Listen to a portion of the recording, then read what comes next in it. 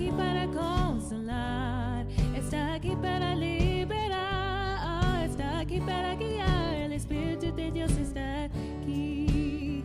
Muévete en mí, muévete en mí, toca mi mente y mi corazón, llena mi vida de tu amor. Muévete en mí, Dios Espíritu, muévete en mí.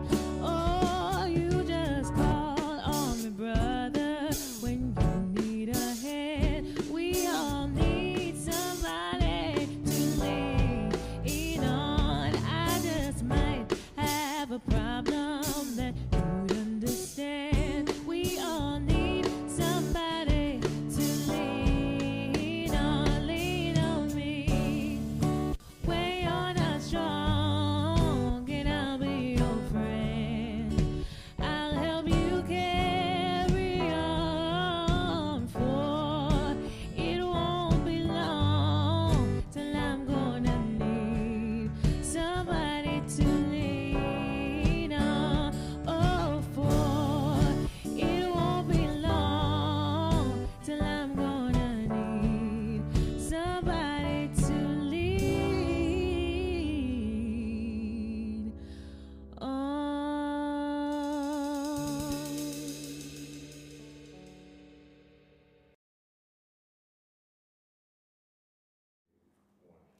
Oh my goodness, she is so cool, if I can say so myself. Good morning, good afternoon, good evening from wherever you are, and welcome to the 2030 Jubilee Anniversary Celebration, a gathering of all of us family and friends to celebrate the 20th anniversary of Jubilee Consortium and the 30th anniversary of Jubilee Year Los Angeles, or as us more seasoned people like to say, EUIP, the Episcopal Urban Internship Program. We are so grateful and thankful for all of the ways our family and friends show up today and many days like these. We hope that you enjoy our really, really great program of events coming up, and sit back, relax, and enjoy. I'm gonna throw it now to our chair of the board, Greg Kimura.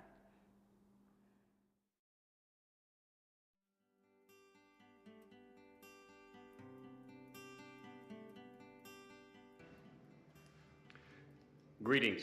I'm Greg Kimura, Chair of the Board of Directors of Jubilee Consortium. On behalf of the board, welcome to this anniversary celebration and fundraiser for Jubilee Consortium and JYLA, 20 years and 30 years respectively of doing such important work in the community. I'd like to thank the hundreds of employees, staff, volunteers, interns, and all the folks and supporters who over the years have made Jubilee Consortium and JYLA such a success. Finally, I would like to offer an appreciation and a thank you to our Executive Director, the Reverend Canon Jamie Edwards Acton, a true visionary and compassionate leader, someone with an entrepreneurial spirit and also a very pragmatic attitude, is able to get things done, especially in the last couple of very difficult years where many nonprofits who serve the most vulnerable amongst us have been negotiating unforeseen difficulties. Jamie, because of your wonderful leadership and because of your spiritual groundedness, you've really helped to guide this institution through difficult times and to a bright future in the next 20 and 30 years. So again, thank you for your presence, thank you for your support. On behalf of the board, we welcome you to this event.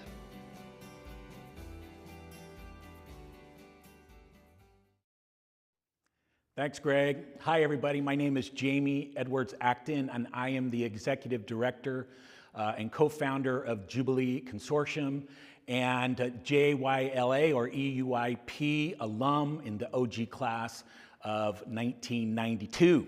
Thanks for being with us today as we celebrate two wonderful anniversaries, the 20th anniversary of Jubilee Consortium and the 30th anniversary of Jubilee Year Los Angeles, formerly known as the Episcopal Urban Intern Program. Jubilee Consortium was founded 20 years ago when a small group of like-minded Episcopal lay and ordained leaders working at urban churches around Los Angeles got together to imagine how they might collaborate to create positive transformation in their communities that was greater than what each individual church could bring about on their own. And for 2 decades, our aim has been to create healthy and just neighborhoods through enrichment opportunities and leadership programs. For 20 years, Jubilee Consortium has focused on bringing equity to our under-resourced communities through its health justice programming. In communities where access is limited or unaffordable, Jubilee has offered thousands of classes in nutrition education, in healthy cooking, in group fitness, youth boxing, and training courses for community members to be certified as group fitness instructors and health promoters.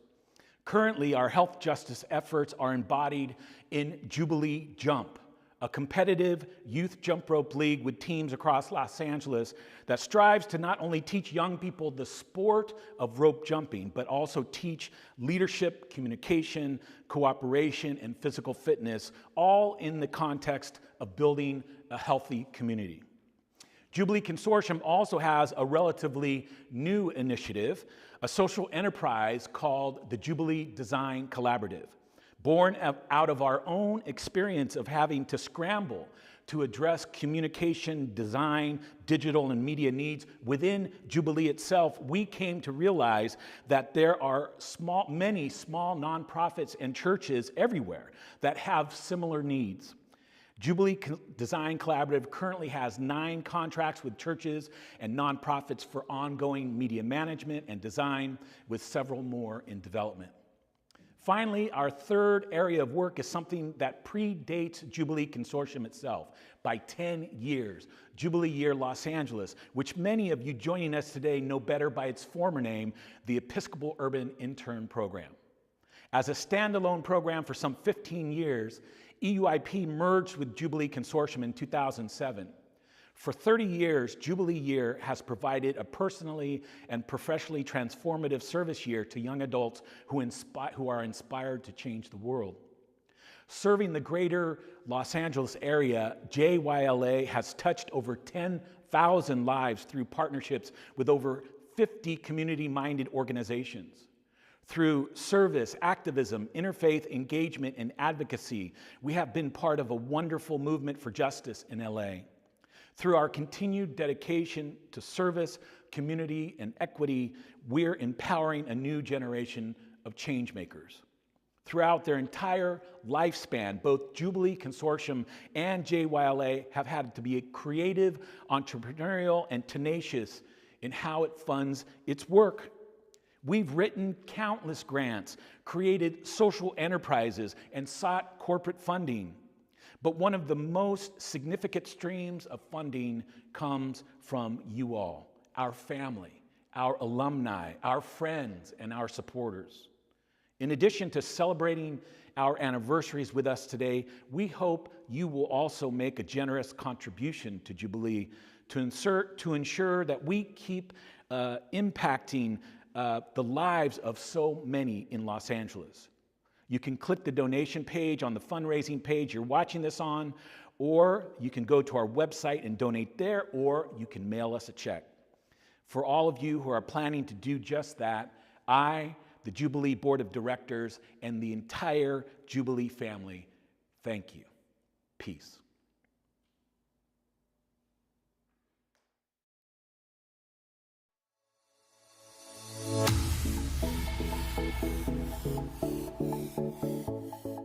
So what do you do when you run a children's fitness program at multiple sites and then a pandemic hits? My name is Angelica Maria Garcia, and I'm the program director for Jubilee Jump. Jubilee Jump is a jump rope league in the Los Angeles area. We have multiple sites in different underserved areas of Los Angeles, and we work with children who are in elementary school up until high school. We hire coaches who mentor and work with kids to train them to compete in the sport of jump rope. Yes, jump rope is a sport. This program is offered under Jubilee Consortium, a 501c3 nonprofit, that believes everyone should have the opportunity to be healthy and happy, especially our youth in our communities. So when COVID-19 hit, we had no choice but to get creative and figure out ways to stay connected. So now we run an online classroom where weekly videos are uploaded from the coach, our head coach, Mike Fry, and kids can log into the classroom and go at their own pace and level and keep moving. You know, that's the important thing in all of this, that we don't just stop. And then also on Sundays, we do have live practices via video conference with our kids. So, you know, it's the best we can do, but it's so wonderful to see their happy faces and to see them still, you know, connected to their coaches and being motivated and inspired to keep moving. Hi, my name is Mike Fry. I'm the head jump rope coach with Jubilee Jump. We just made the transition to online classes with Zoom and Canvas, and they've actually been going really well.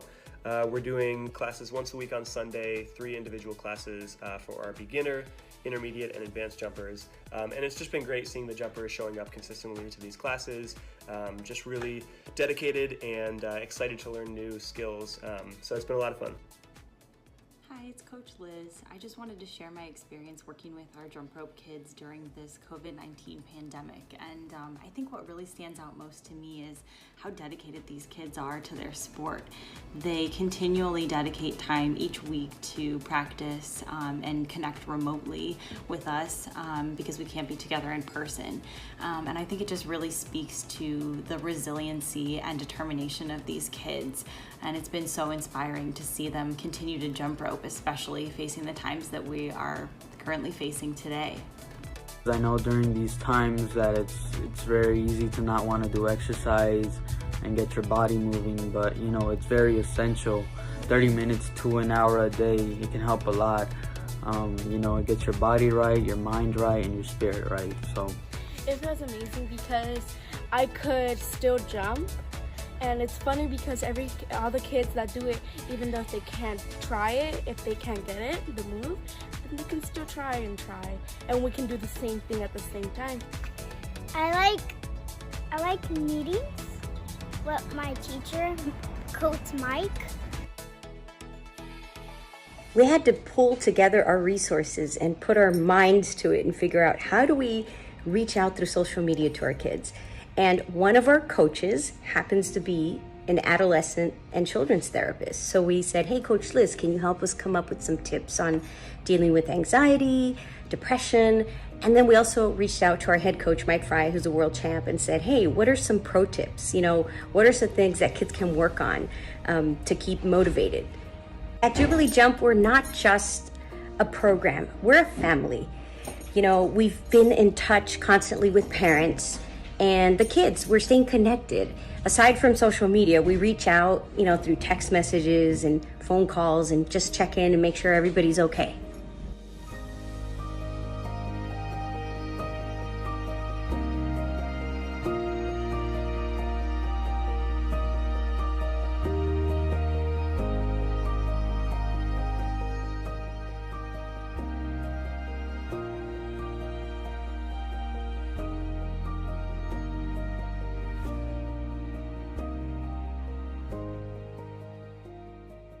So now you see who we are, what we're about, and how we're moving forward.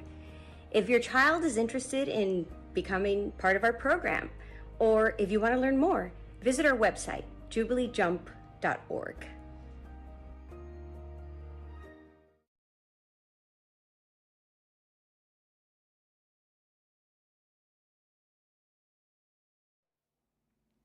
It is so wonderful to reflect on all the great work that we're doing in the community right now, right here.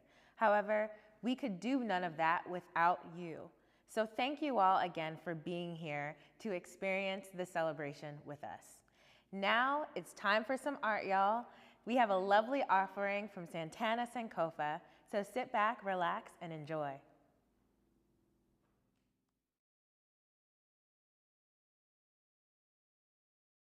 Thank you so much for this opportunity to share some words about the inspiring work in the city of Los Angeles in California, which is stewarded by the Tongva, Chumash, and Kiz indigenous people.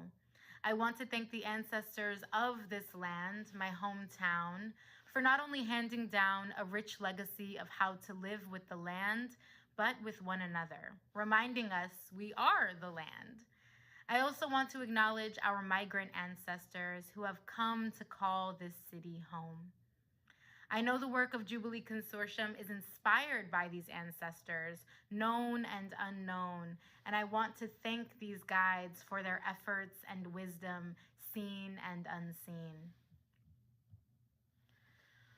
Paul declared in 1 Corinthians, "Do you not know that your bodies are temples of the Holy Spirit who is in you, whom you have received from God? You are not your own." And I think of Jesus in Zumba classes across the city, stepping in the name of love to salsa music with an undeniable ancestral African rhythm. We do not belong to ourselves, and we were brought here to take care of each other. The demand has never been greater, but the reward is heaven on earth every Tuesday and Thursday night from 6 to 7:30.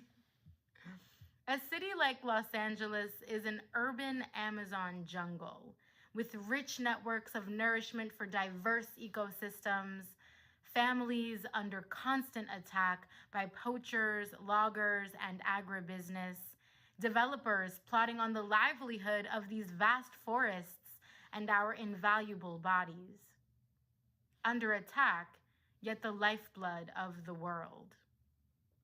One thing the jungle will teach you is how to work collaboratively, and that's just what the churches of Jubilee did, seeing themselves as veins in the one body, knowing they could be stronger and stretch further into the future by working together.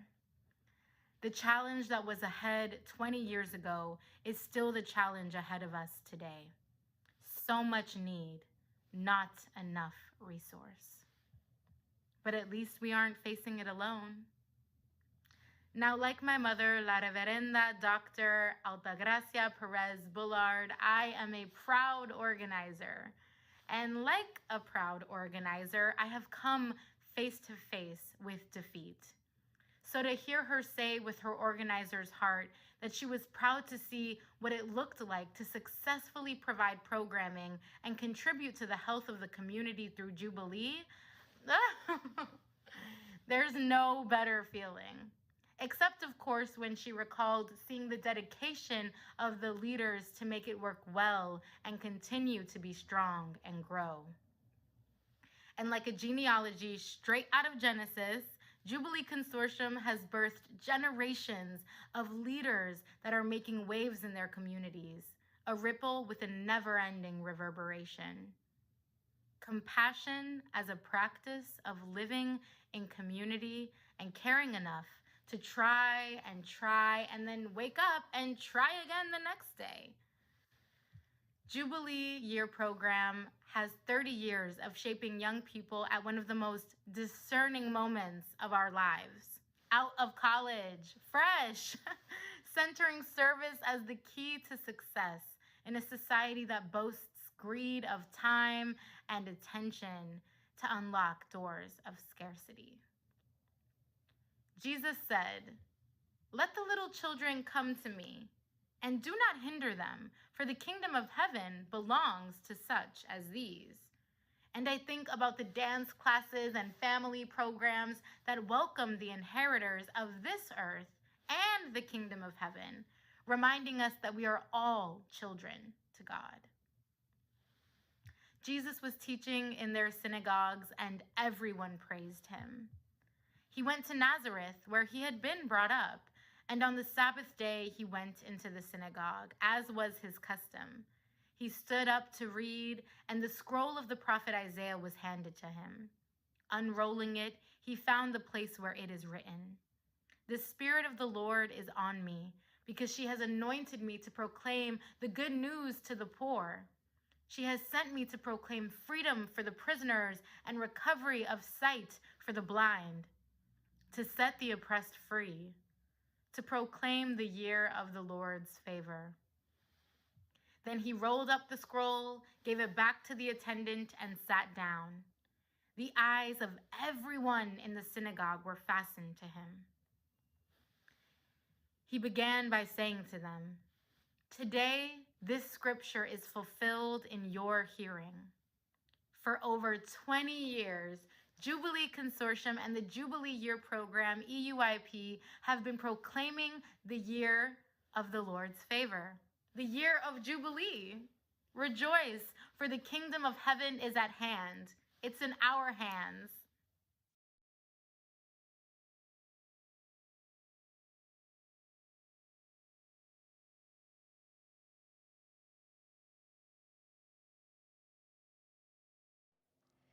Thank you so much for teaching us a little bit more about Jesus, Santana. That was amazing. That was inspiring. Well, in 2020, at the beginning of the COVID-19 pandemic, the Minutemen's Mike Watt, the Runaways, Cherry Curry, Eddie Spaghetti, Josie Cotton, and more punk luminaries teamed up for a new benefit song, Flatten the Curve. The song was organized and produced by manager and musician Bruce Duff, while his Street Walkin' Cheetahs bandmate Frank Meyer wrote the tune. In all, 31 musicians contributed to the 4-minute ripper, which grapples with the strangeness of social distancing while still hammering home its necessity. "Hey, you gotta spread the word," goes the chorus.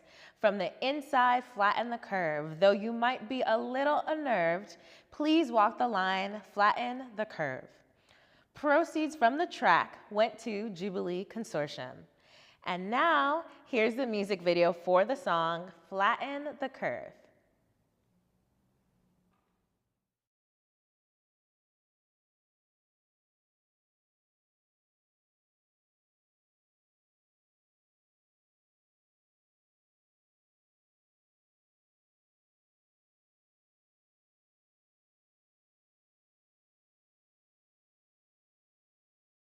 Take 3. This is f***ing difficult.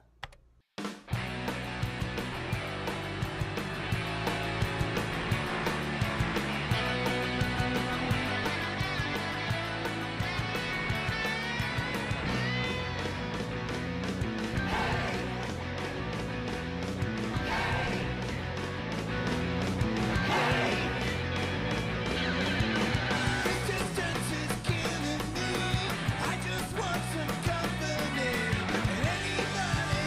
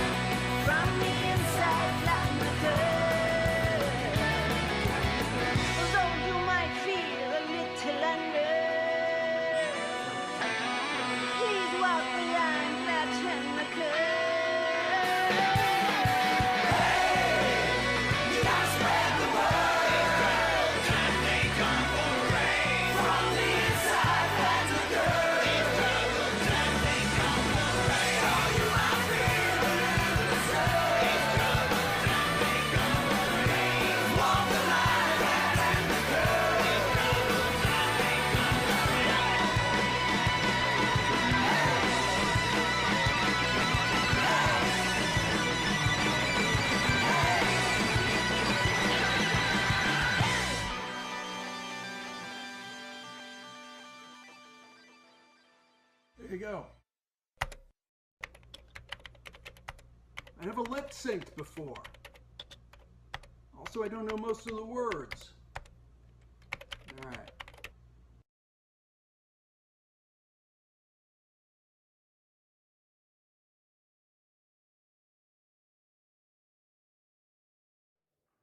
It was the best of times. It was the not so best of times. But honestly, I wouldn't have had it any other way, and I think you'd agree.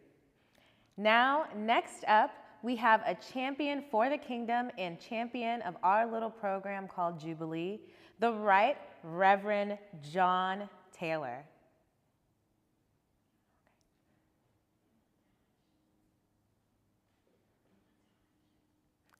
Oh, sorry. It's time for the montage.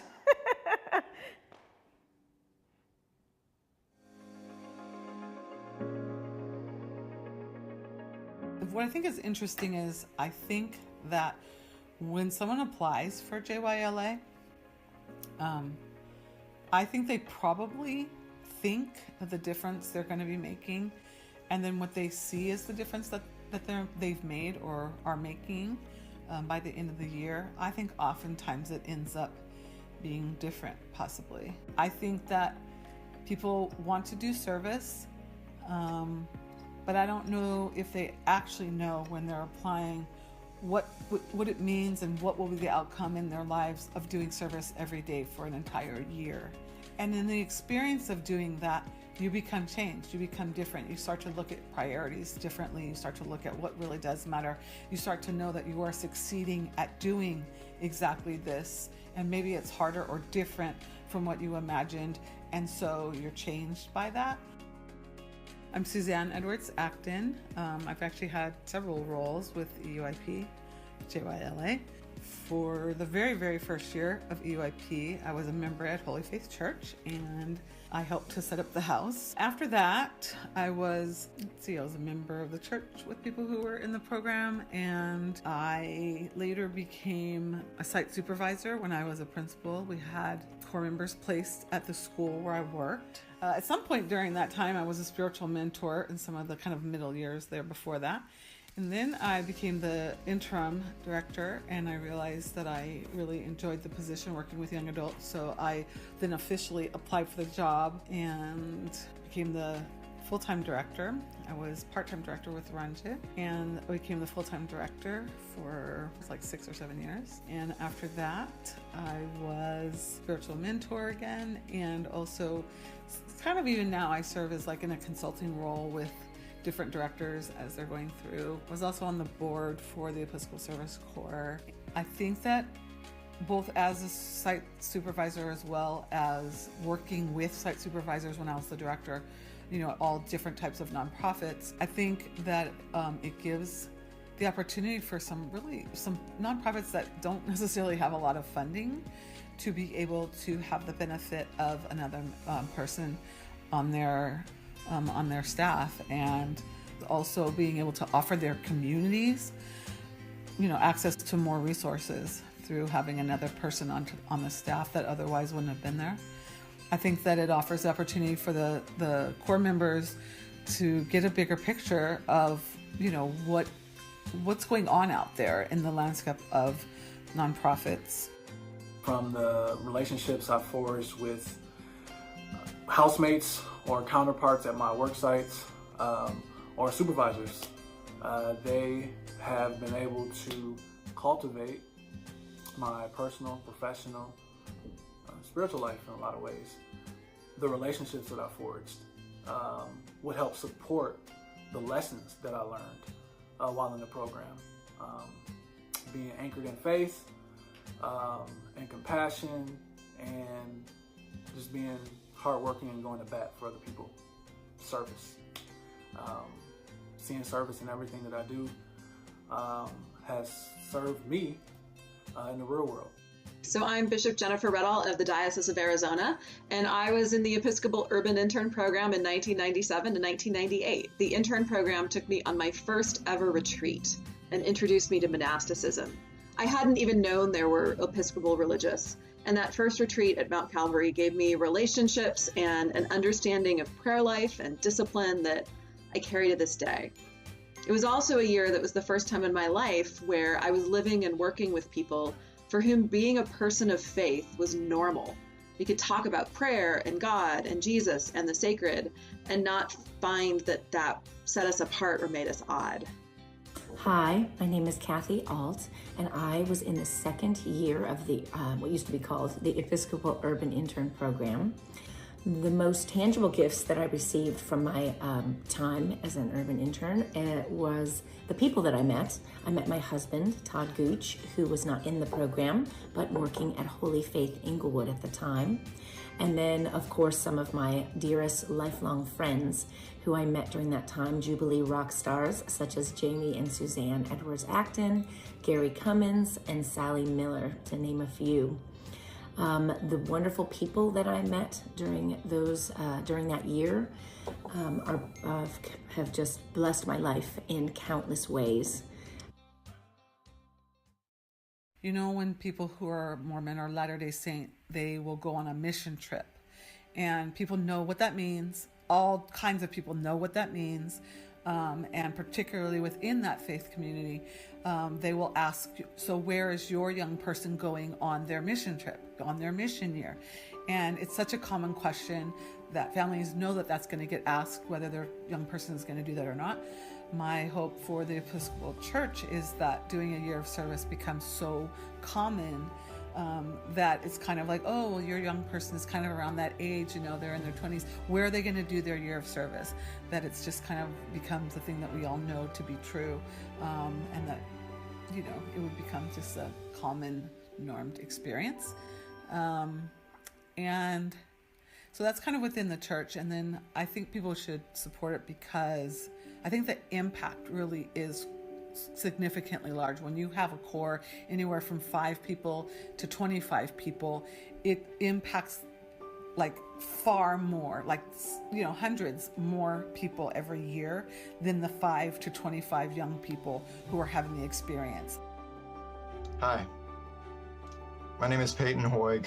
I'm the present program director of Jubilee Year, and I'm also an alumni of the program from 2009. I wanted to express my gratitude on behalf of the entire organization to all of you for joining us to celebrate 30 years of work in Los Angeles. 30 years of empowering change makers, building community, and making a real difference. I know firsthand what a transformative experience this is, and I've been able to see the ways that this program has changed so many lives. So thank you so much for joining us, for being a supporter of this tremendous program, and I'm eager, as I'm sure all of you are, to see all that is to come for Jubilee. Thank you.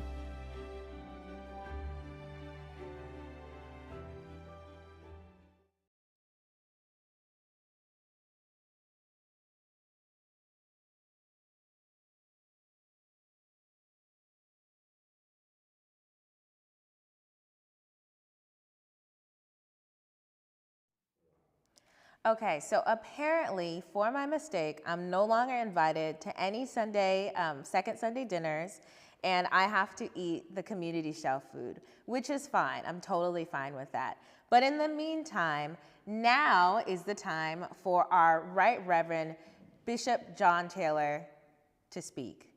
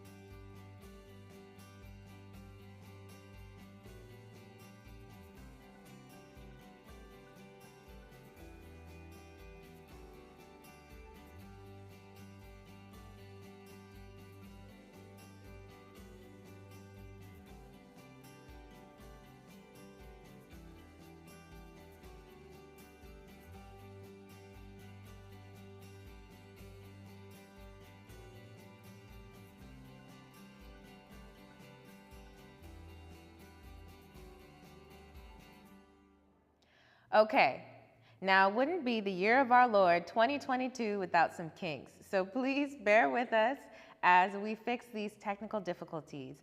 But for now, I think I'm ready, perhaps I'm ready, need some eyes to say that I'm ready to introduce the Right Reverend John Taylor, Episcopal Bishop of Los Angeles. He's gonna speak for real this time.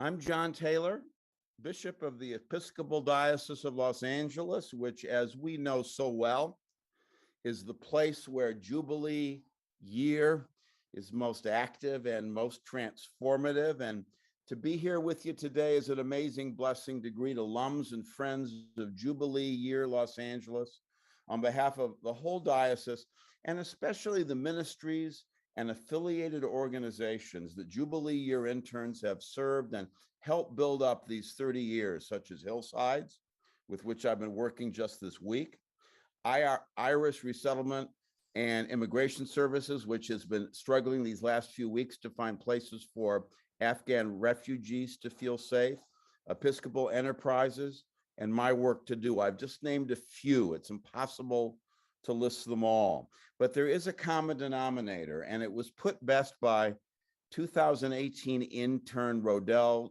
Jefferson, who is my fellow Detroiter and who may be aboard this afternoon or this evening, his time, because while Rodell worked with us for a while, both as an intern and then at the diocese, he's now back east studying theology, hoping to find a vocation that will enable him, in his words, to love people for a living, which is a good way to talk about Jubilee Year interns. They range widely in their spiritual affiliations, but I think we all know, as interfaith and ecumenically minded folks, that the search for meaning and purpose tends to pivot around the value of love as the sole and entire purpose of a well-lived life. I'm going to speak for a few moments in Christian terms because they're the terms I know best, and Christian institutions are the ones I know best, for good and for ill, because the institutional church is still struggling, and we're, ironically enough, given the values of our blessed risen founder, the Christian church is in early days of finding a way out of an ecclesiology rooted in fear and compulsion and discipline to one rooted in the value of love and the value of offering oneself for the sake of others in the name of Christ. We're trying as an institution to deconstruct at long last our affinity for power and patriarchy and replace it with a conception of spiritual authority based entirely in sacrifice and service.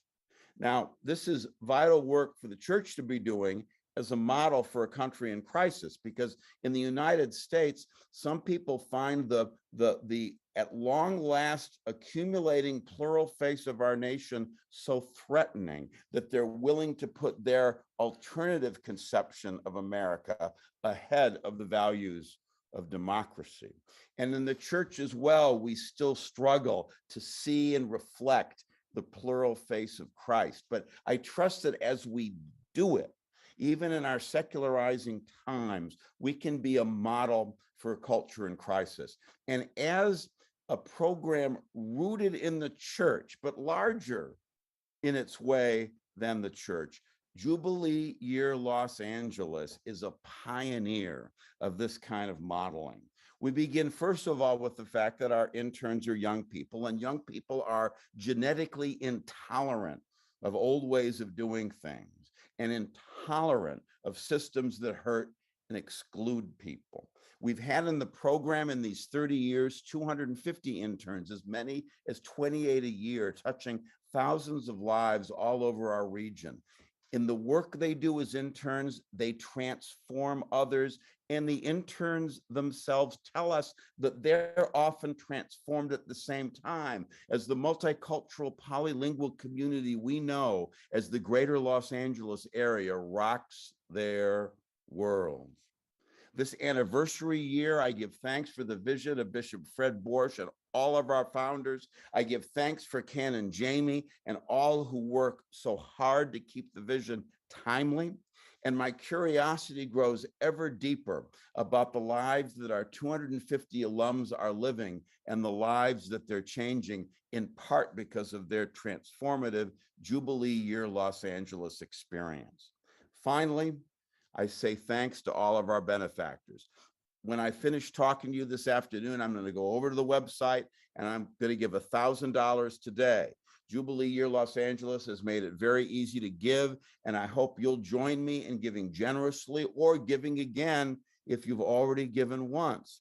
Our Bible studies teach us that the Jubilee year for the people of God before Christ came every 50 years. It was a time of celebration of the gift of freedom, a time to return home to those we love, a time to set work aside and to live on the harvest that had already been raised and brought in. We in Jubilee Year Los Angeles, we're just 30 years in. We're not quite at 50, but nevertheless, today we've got a homecoming, we've got a celebration and a party, and we've got an invitation as an anniversary year celebration to a renewal of purpose, because this world needs Jubilee Year Los Angeles values more than it ever has. Our communities, our region, our state, our nation, and our world. Thank you for joining me today and supporting and giving thanks for Jubilee Year Los Angeles.